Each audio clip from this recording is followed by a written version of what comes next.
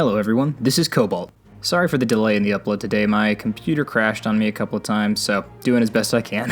This is the next video in my character analysis series for Brawlhalla. Stick around till the end to hear about entering the giveaway to win community colors, emotes, weapon skins, sidekicks, avatars, or the battle pass, and voting for the next legends. And if you want to skip all this and get straight into the info, there's a timestamp in the description. And don't forget to subscribe so you can keep up with the release of your favorite legend. In these analyses, I want to focus solely on the character's signatures. Light attack combos are covered much more in depth than I ever could elsewhere and function pseudo-comparably for all characters of that weapon class. So I'm not going to be discussing the general neutral of the character with their weapons unless it pertains in some way to their signatures. Firstly, I want to give clear descriptions of the terminology I'll be using. Startup frames are the amount of frames that happen after a move has begun until the first hitbox of the move becomes active. Active frames are the duration of frames that the move contains hitboxes that can collide with the opponent. FAF, or First Actionable Frame, is the first frame available where your character is able to move again after the move has been started. For all of this data, I use the character's jumps to display the first actionable frame. Lastly, on miss refers to the move not connecting with an opponent, and on hit refers to the move making contact with an opponent. I'm going to be doing my analysis today on my second favorite legend, Ember. She's an incredibly fun character to play, and I've had her as a secondary for quite some time. She embodies the spirit of the Fangwild, protecting it alongside her animal companions. Her elf-like demeanor lends credence towards the stereotypical elven fighter, being agile and quick.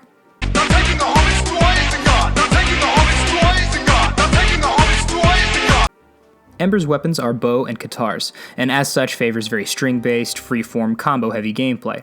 These weapons complement each other in terms of range, but not as much so in their KO potential. She's quite fragile in the game as well, with her poor defensive stats making her survivability rather low, and in spite of her decent stats in other categories, she has a slightly challenging time knocking opponents out.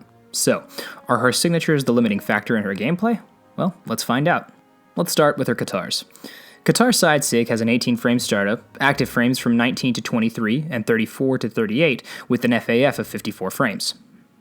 It functions the same on miss as it does on hit. Ember lunges forward, performing 2 swiping attacks with her Katars, with both swipes remaining active even if the first doesn't connect. This sig has its limitations and is about average in terms of speed. It's a decent punish option, has some edgeguarding capability since the hitboxes can extend past the ledge without her hurtbox being past it. It has average kill power. Katar in sig has 16 frames of startup, active frames from 17 to 21, 24 to 28, and 39 to 43 with an FAF of 67 frames. It functions the same on miss as it does on hit. Ember jumps into the air and spins with hitboxes surrounding her at different frame intervals. This sig primarily covers opponents that are directly above her, and can combo out of neutral light if the opponent neutral dodges after the neutral light. It has a rather high FAF on miss, so can be punishable if not used carefully, though her upward movement during the sig may help to prevent being punished. Katar's down sig is a passive sig, jumping back before darting forward into the attack. It has 22 frames of startup, active frames from 23 to 29, and 31 to 36 with an FAF of 56. It functions the same on miss as it does on hit. Passive sigs are an excellent method of simultaneously evading an opponent's attack and punishing them with a single move, and can spare you the use of your spot dodge. Like with all passive sigs, if you dash and then perform the attack, the backwards movement of the move is ignored, and it goes straight into the forward movement. This is probably my favorite Katar sig in her kit. Next up is her bow. Bow's side sig has 15 frames of startup, active frames from 16 to 37, with an FAF of 59 frames. It functions the same on miss as it does on hit. At the startup of the move, Ember summons her wolf companion and jumps at the opponent with small linking hitboxes at the wolf's head, and then shooting a large arrow downward as she descends with a large disjointed hitbox. The move has a fair bit of KO power, and is likely the most spammed sig Ember has on her kit. It has about an average amount of end lag, so it's pretty punishable on miss if your opponent isn't far away from you. Bow in sig has 14 frames of startup, active frames from 15 to 25 with an FAF of 50. This move functions differently on hit than it does on miss. If the first hit connects between frames 15 and 25, then it converts into a second hit that has active frames from 49 to 55 with an FAF of 72. This is the fastest sig in Ember's moveset, and covers roughly the same angle as the neutral light on bow. As is the case with most moves that convert into a second hit, on miss they tend to have lower end lag than the other sigs, making them a little safer due to not fully going through their attack animation. Ember summons her bird companion, which extends hitboxes in an arcing motion above her. The second hit is an arrow shot at about the same angle. I'd say this is probably Ember's best sig. It's quick, has good range and knockout potential, and has the least lag of all of her sigs. It's very useful for catching opponents that like to jump a lot or are trying to recover high when at the ledge. Bow down sig has 22 frames of startup, active frames from 23 to 27, and an FAF of 53.